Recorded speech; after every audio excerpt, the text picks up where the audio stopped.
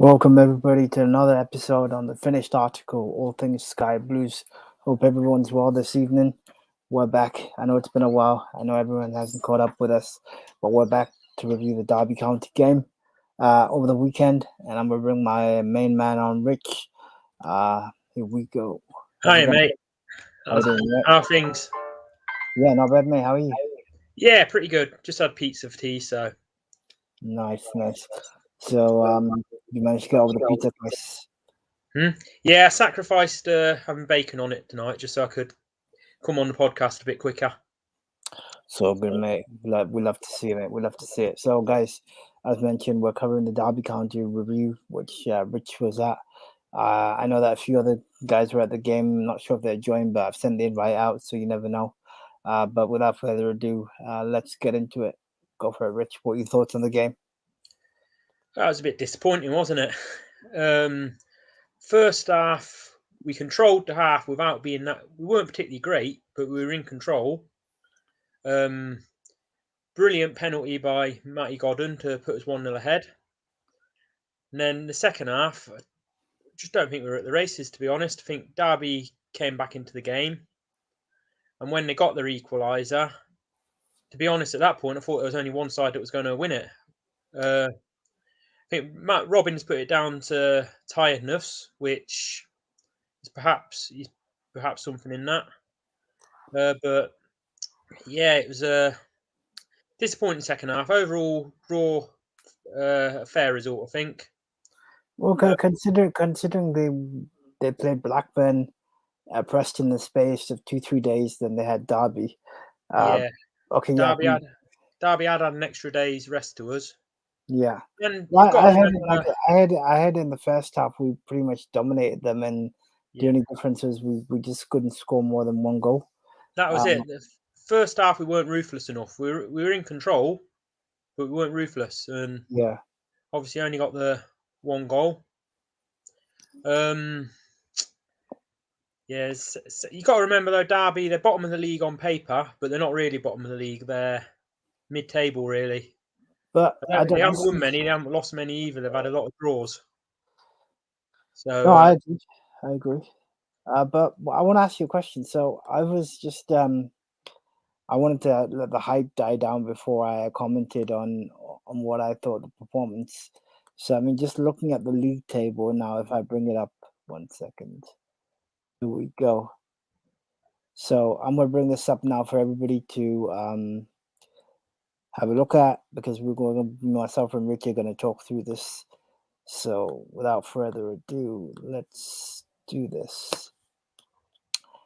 Can you see my screen, Rich? No, yeah. not yet. Give me a sec. Here we go. Yeah, you can see that, right? Yep. So Makes very nice reading. Say again. Makes very nice reading. So what's all the fuss about? We're currently fourth. Won 7, drawn 3, lost 4, scored 20, conceded 17, and a goal difference of 3. Yeah. Six wins and a draw from 7 at home as well. Yeah. For all we say about Saturday, we kept the run going, unbeaten run. Exactly. So yeah, our fans are still finding a reason to complain. Yes, it wasn't the best performance. Yes, we are improving. We're going in the right direction under Mark Robbins. But really, is that a reason to complain? Yeah, I don't think too many people are complaining. I just think it's the natural reaction when you had a disappointing result. I think immediately after the whistle, people probably weren't too happy. But when the dust settles, waking up Sunday morning, looking at that league table, no complaints whatsoever. I mean, like you said, yeah, okay, we might be 10 points off top, but they were never really seriously going for top. And considering, I mean, look at the top 3 teams in front of Cobb right now. Bournemouth, former Premier League team. Fulham came down from the Premier League, and West Brom as well, I believe. So, well, 3 of the 4 that I tipped to be in the top 4 this season are in the top 3. So it's only Sheffield United who are down there, because I predicted the 3 that came down last season and Bournemouth to be the top 4. So, I mean, I think the disappointment is natural considering how far we've come under Mark Robbins, but it's just one to bear in mind now. Yes, could we be more clinical in front of goal? Probably yes. But I wanted to get your take on this. So apparently Matty Godden scored a second, but it was disallowed for being offside. What's your take on that? I don't think it was, to be honest, but I've only watched the replay once, and it was only on my phone, so Okay. didn't think at the time it was. But if I watch it again, I might change my mind. It was frustrating because if that had counted, it could have been a different game. But Very true, mate. Very we've had true. decisions go in our favour. We've had them go against us. The goal we conceded, it was a bad pass by Dominic Hyam, but there was 16 seconds between when he gave the ball away and when Derby got their equaliser. So Exactly. Yeah. Hyam's bad pass initially, but we had 16 seconds between then to stop them. So No, that's true. That's true. But I mean, he if you hasn't, look at the hasn't missed bigger, any minutes of football at all this season. He's one of our standout performers. So absolutely. I mean, in the bigger context of things, still unbeaten at home, still doing well in the league, and I would say we're punching above expectation because definitely, compared to last season, I don't think we'd got as many points as we have now. That's for sure. And second of all, it was always to be expected that there'd be a sort of slump in form with the whole uh, run of games that we had, which was quite tough. Blackburn, we did well. Preston, bogey team, so we'll put it down to that. And Derby County, well, last season we won. This season we didn't. I mean, we're having a slump in form, but yet we're still unbeaten at home, and well, we're still picking up draws. We're calling draw in a slump in form. So that's given how what we've far been we through come, over the man. years, I think we take that. Yeah, it's been come a long way since the days of Russell Slade, mate. Come a Yeah, long way. I'll say that much. I mean we've you could say we haven't won in three, but we've only lost one in the last three. So Yeah, that's true. I mean, just getting your thoughts. I mean, going forward. I mean, with the next run of fixtures. I mean, I'll bring it up anyway. But let's go. So I can zoom in. Give me a sec. I think I saw So earlier they're all against teams in the next three games are all against teams in the bottom half. Not yeah, that so that means anything. well, yeah, we tend to play well against teams above us, but yeah, well, we got to play them anyway. So we got Hull City next. Yeah, I mean Uh, if there's an away game where I would fancy us to possibly go and take all 3 points, it's that one. But you would have. yeah, I thought Preston were there for the taking. I expected better at Luton. So yeah. Well, let's call Luton a blip. I'll put that much down to that. Then in November we've got Swansea City at home, Bristol City. Uh, then we've got Sheffield United away, Birmingham at home, and Bournemouth away. Is that it? Yeah. yeah, and Interesting. Birmingham game is on Sky now, isn't it? But they've been given an allocation of 5,000 tickets. Yeah, Well, hopefully, it's a big crowd for that one, despite it being on Sky. mate, they'll bring the whole 5K. I guarantee, and City should sell it out anyway. I hope we do. How many were there the other day? 23,800. Mate. Obviously, the Derby fans, Derby themselves brought a big following, which topped the attendance up a bit, but still well over 20,000 City supporters there. So No, that's true. What did you think of the crowd trouble? So apparently there was some disturbances before or after the game. What happened? What's your take on it? the stuff that went on outside the ground, because I walked a different way when I left the ground, I didn't see any of it. Okay, that's good. Because I walked over the bridge and along the canal. Mm-hmm. I think all the trouble was up by the cherry tree, which is the direction I walk quite often. If I've gone by car with somebody, but Yeah. what was going on inside the ground, I was trying to pay more attention to what was going on the pitch, to be honest. Yeah.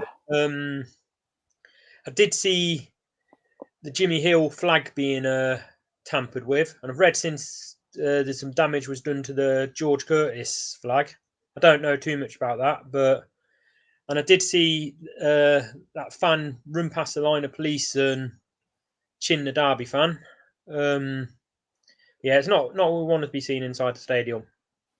Fair enough. No, that's okay. I just thought I'd get your I like it at a game when there's a bit of an edge and a bit of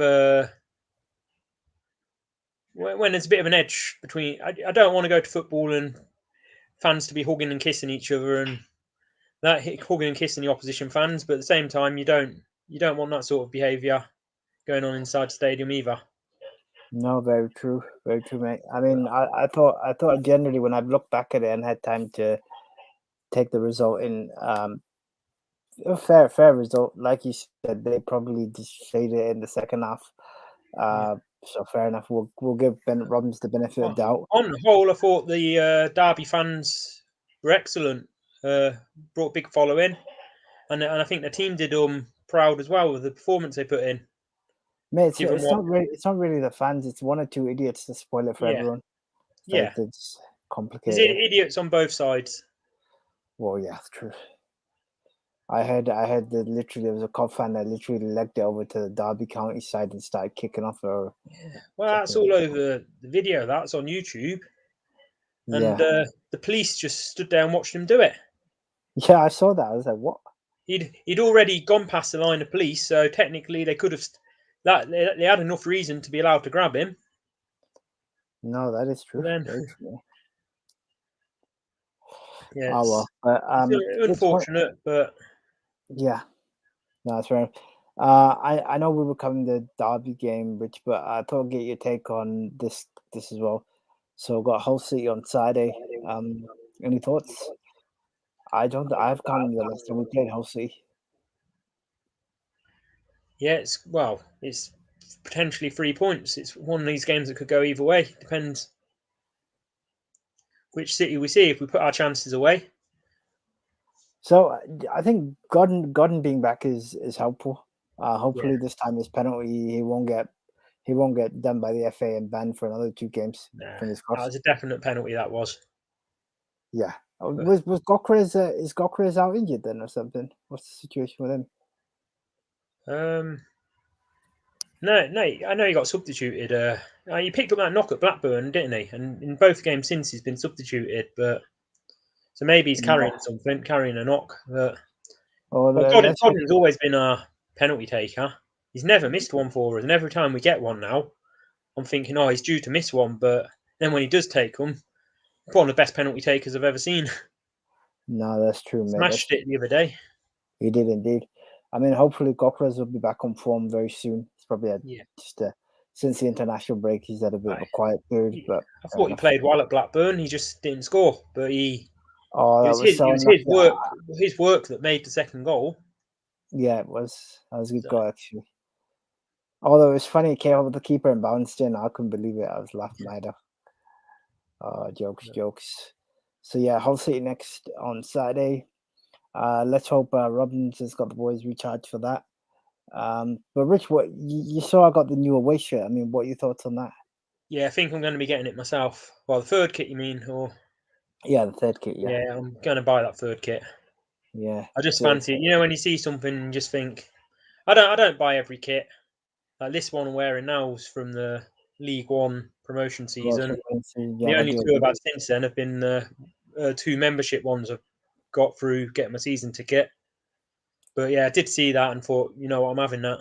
I got my voucher to use, so. You know, I blame Adam Mottershead for that because I wasn't even going to get it until he posted the link about it. Don't do this to me now, mate. Don't do this again. It is a beauty, isn't it? Oh, it is. It is really good. I'll wear it on the next podcast. I think the guys are wearing it on Saturday anyway, so should be a good one. But you know the drill, guys. As always, thank you very much for joining us today. I'm just gonna go as always. Please leave a like, subscribe, and comment. We are on the race to 200. We are, I believe, if I'm not mistaken, 135 subscribers. So thank you very much for tuning in, and you can find us on the finishedarticle@gmail.com if you guys want to jump on, or if you want to reach out to us, you can find us on our Twitter handle and Facebook. As always, you know the drill. You can see mine and Rich's Twitter accounts below. So anytime you want us to cover anything. But Rich, before we jump off, I don't know if you saw the message I shared with you on WhatsApp. So SkyBlue Podcast want us to jump on at some point. So it'd be good to collaborate with them and get some more engagement with fellow Cub fans. Yeah, absolutely.